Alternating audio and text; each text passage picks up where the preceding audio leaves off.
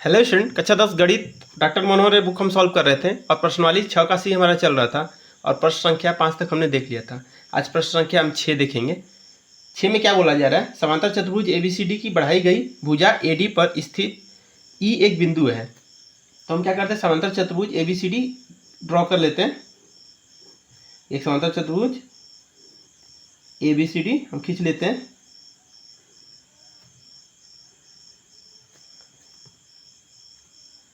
A B C D ये समांतर चतुर्भुज है।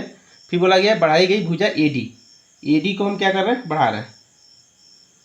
एडी को बढ़ा रहे हैं। इस पर क्या ई एक बिंदु स्थित है। मान लीजिए ये ई एक बिंदु स्थित है तथा बीई भुजा सीडी को एफ पर प्रतिच्छेदित करती है। बीई हम बीई को मिला दिए, एफ पे प्रतिच्छेद करती है, मतलब काट रही है, एफ पे प्रतिच्छेद करती है। तो दर्शाइए कि त्रिभुज ए बी ई पूरा यहाँ तक त्रिभुज तथा सी एफ बी समरूप है। ये हमको दर्शाना है। तो हम क्या लिखते हैं, देखते हैं। त्रिभुज ए बी ई तथा त्रिभुज सी एफ बी में, त्रिभुज ए बी ई तथा त्रिभुज सी एफ बी में देखिए ए बी क्या है? ए बी समांतर क्या है? सी डी, क्योंकि ए बी सी डी एक समांतर चतुर्भुज था। तो हम क्या लिख सकते हैं? ए बी समांतर सी डी। ए बी समांतर क्या हो गया हमारा? C D. और क्या हो गया? बी ई एक तिर्यक रेखा है। और क्या है? तथा बी ई एक तिर्यक रेखा है, तिर्यक रेखा है। बीई क्या है? ए तिर्यक रेखा है। तो हम क्या लिख सकते हैं? कोण ए बी एफ ये कोण तथा कोण सी एफ बी ये कोण आपस में बराबर होंगे, क्योंकि एकांतर कोण हो जाएंगे। तो हम क्या लिख सकते हैं? कोण ए बी एफ बराबर कोण सी एफ बी क्या है? एकांतर कोण। एकांतर कोण ये क्या हो जाएंगे? एकांतर कोण। फिर कोण ए और सी आपस में बराबर है। कोण ए क्योंकि समांतर चतुर्भुज है, आमने सामने कोण बराबर होता है। तो हम लिख सकते हैं कोण ए बराबर कोण सी। समांतर चतुर्भुज है इसलिए हम लिख सकते हैं कोण ए बराबर कोण सी। इसलिए हम अब ए की कसौटी से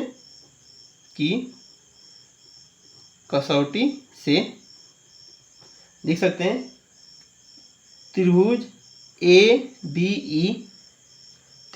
बी ई समरूप है त्रिभुज सी एफ बी, आपस में समरूप है। तो ये हमारा प्रश्न संख्या 6 कंप्लीट हो गया। चलिए देखते हैं फिर से इसमें क्या बोला जा रहा है। समांतर चतुर्भुज ए बी सी डी की बढ़ाई गई भुजा ए डी पर स्थित ई एक बिंदु है। क्या है? ई एक बिंदु है तथा बी ई भुजा सी डी को एफ पर प्रतिच्छेदित करती है। बी ई सी डी को क्या है? एफ पे प्रतिच्छेद करती है। दर्शाइए ए बी ई और सी एफ बी समरूप है। तो क्या होगा? ए बी ई और सी एफ में देखेंगे ए बी समांतर सी डी है, क्योंकि ए बी और समांतर सी डी होगा क्योंकि ये समांतर चतुर्भुज है तथा बी ई तिर्यक रेखा है। तो ये कोण और ये कोण आपस में बराबर हो जाएगा, एकांतर कोण होगा। ए बी एफ बराबर बी एफ सी एकांतर कोण तथा कोण ए और सी बराबर हो जाएगा। इसलिए हम दोनों त्रिभुज को समरूप लिख सकते हैं। वही हमने किया है। चलिए अगला प्रश्न देखते हैं। चलिए अगला प्रश्न 7 नंबर देखते हैं। 7 नंबर क्या बोला? सी डी जी एच क्रमशः कोण ए सी बी और ई जी एफ के ऐसे समद्विभाजक है। क्या है? सी डी कोण ए सी बी को समद्विभाजित करते हैं। मतलब क्या दे दिया गया? कोण ए सी बी को समद्विभाजित कर रहे हैं। तो हम क्या लिख सकते हैं? कोण ए सी डी बराबर कोण बी सी डी। यहाँ पे बोला जा रहा है जी एच क्या है? इस कोण का समद्विभाजक है। तो हम इसको क्या लिख सकते हैं? कोण ई जी एच बराबर कोण एफ जी एच, इतना हम लिख सकते हैं। फिर बिंदु डी और एच क्रमशः त्रिभुज ए बी सी और एफ ई जी की भुजाएं ए बी और ई एफ पर स्थित है। तो किस पे स्थित है? देखिए यहाँ पे ए बी पे डी स्थित है, एफ ई एफ पे क्या है? एच स्थित है। तो और त्रिभुज A B C F E जी क्या दिया? त्रिभुज A B C F E जी सर्वांग सम है। मतलब समरूप हैं। तो हम क्या लिख सकते हैं, दिया गया है, ये क्या है हमारा, दिया है, और क्या दिया, त्रिभुज ए बी सी समरूप त्रिभुज ई एफ जी, ये हमारा समरूप त्रिभुज है।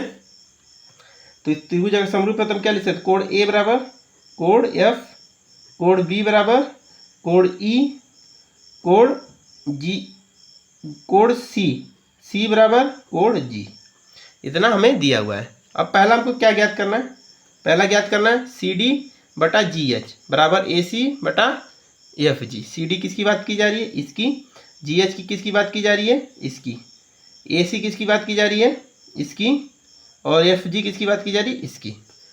अनुपात का पता करना है तो हम क्या करेंगे, ये और ये त्रिभुज को समरूप कर देंगे तो संगत भुजाओं का अनुपात बराबर होता है।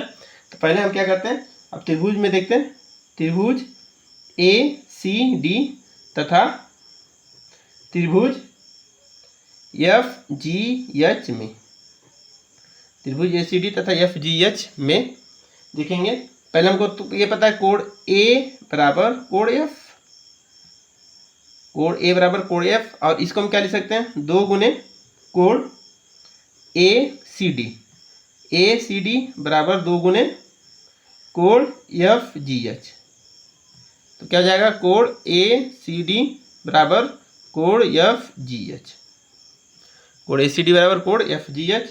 इसलिए हम क्या बोल सकते हैं, त्रिभुज ए सी डी समरूप होंगे त्रिभुज एफ जी एच। अगर ये त्रिभुज आपस में समरूप है तो संगत भुजाओं का अनुपात बराबर होगा। संगत भुजा हम क्या लिख सकते हैं, अब संगत भुजा क्या हो जाएगा, ए सी, ए सी बटा क्या हो जाएगा, एफ जी, ए सी बटा F G, C D, C D बटा क्या हो जाएगा, जी एच, ए डी बटा एच एफ, ए डी बटा क्या हो जाएगा, ए डी बटा एच एफ। तो हम लिख सकते हैं, लेकिन हमको सिद्ध क्या करना है, सी डी बटा जी एच बराबर ए सी बटा एफ जी, सी डी बटा जी एच बराबर ए सी बटा एफ जी, ये हमको सिद्ध करना था जो हमने कर दिया। ए सी बटा एफ जी बराबर सी डी बटा जी एच, ये हमारा सिद्ध हो गया। चलिए अगला देखते हैं, सेकेंड नंबर में क्या कहा जा रहा है। सेकेंड नंबर में क्या बोला, सिद्ध करना है डी सी बी, त्रिभुज डी सी बी, कौन सा त्रिभुज की बात की जा रही है, देखिए डी सी बी नीचे वाला, और त्रिभुज एच जी ई, इस त्रिभुज की बात की जा रही है। तो इसको हमको समरूप करना है। देखिए जगह नहीं है तो हम इधर कर देते हैं इसको, चित्र याद रखिएगा, देखिए चित्र दिख रहा है। तो देखिए डी सी बी और एच जी ई हमको ये सिद्ध करना है। तो क्या जाएगा, पहले इसमें देखिए कोण बी और कोण ई हम पहले ही दे चुके हैं, कोण बी बराबर कोण ई बराबर है, फिर वैसे हम लिखेंगे 2 गुने कोण डी सी बी बराबर 2 गुने कोण एच जी ई, तो 2 हमारा कट गया, तो कोण डी सी बी बराबर कोण एच जी ई हो गया। तो हम क्या लिख सकते हैं, ए की कसौटी, ए की कसौटी से त्रिभुज डी सी बी समरूप है त्रिभुज एच जी ई से। अब तीसरा हमको क्या सिद्ध करना है, तीसरा त्रिभुज डी सी ए समरूप है त्रिभुज H G F. D C A ये और ये जो हमने पहले ही कर दिया है, ऊपर का डी सी ए और H F G, H G F को पहले ही हमने समरूप कर दिया है। तो हम डायरेक्ट लिख लेते हैं, क्या था, कोण ए बराबर कोण एफ हो गया हमारा, कोण ए ये और ये बराबर हो गया, और कोण ए सी डी बराबर कोण एफ जी एच, ये कोण और ये कोण आपस में बराबर हो गया। इसलिए हम लिख सकते हैं त्रिभुज डी सी ए समरूप होंगे त्रिभुज एच जी एफ से, ये हमारा सिद्ध हो गया। चलिए अगला प्रश्न देखते हैं। चलिए अगला प्रश्न 8 नंबर देखते हैं। 8 नंबर क्या बोला जा रहा है, एक त्रिभुज एबीसी की भुजा बीसी पर एक बिंदु डी इस प्रकार स्थित है, त्रिभुज एबीसी। पहले हम क्या करते हैं, एबीसी ड्रॉ कर लेते हैं। त्रिभुज एबीसी की भुजा बीसी पर की भुजा BC पर D इस प्रकार स्थित है, D इस प्रकार स्थित है कि कोण ADC बराबर कोण BAC, ADC ये कोण और कोण BAC और ये कोण आपस में बराबर है। तो हमको ये सिद्ध करना है। तो चलिए पहले क्या करते हैं, देखते हैं त्रिभुज, इसमें देखते हैं त्रिभुज ABC तथा त्रिभुज DAC में, त्रिभुज ABC तथा त्रिभुज DAC में देखिए ये तो दो चीज दिया ही हुआ है, कोण ADC, कोण BAC बराबर कोण ADC ये दिया हुआ है और ये कोण उभयनिष्ठ है। क्या है, कोण C उभयनिष्ठ है। तो लिख सकते कोण C बराबर कोण C उभयनिष्ठ, ये हमारा उभयनिष्ठ है। इसलिए क्या जाए, AA की